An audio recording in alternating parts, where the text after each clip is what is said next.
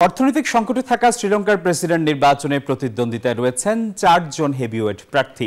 তবে যেই ক্ষমতায় আসুক, দেশটির মানুষ চায় দুর্নীতি রোধ ও অর্থনৈতিক উন্নয়নে কাজ করবে নির্বাচিত সরকার। ২০২২ সালে গণঅভ্যুত্থানে প্রেসিডেন্ট গোতাবায়া রাজাপাকসে সরকারের পদত্যাগের পর এই প্রথম নির্বাচন হতে যাচ্ছে দেশটিতে। শ্রীলঙ্কার প্রেসিডেন্ট নির্বাচনে হেভিওয়েট প্রার্থীরা হলেন বর্তমান প্রেসিডেন্ট রনিল বিক্রমসিংহে, সাজিদ প্রেমাদাসা, নামাল রাজাপাকসে এবং অনুরাগ কুমারা দিশানায়েক। নির্বাচনে লড়ছেন ৩৮ জন, তবে নেই কোনো নারী প্রার্থী।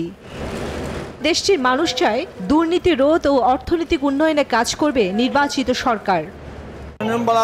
আমরা এমন এক নির্বাচন চাই যাতে খেয়ে পড়ে বাঁচতে পারি, বাচ্চাদের ভবিষ্যৎ নিশ্চিত করতে পারি।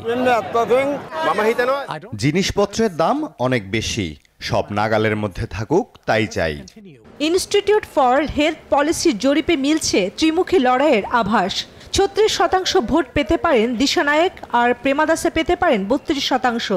২৮% ভোট নিয়ে তৃতীয় স্থানে বিক্রমসিংহে। বিশ্লেষকরা বলছেন সেক্ষেত্রে তাদের মধ্যেই হাড্ডাহাড্ডি লড়াইয়ের আভাস মিলছে।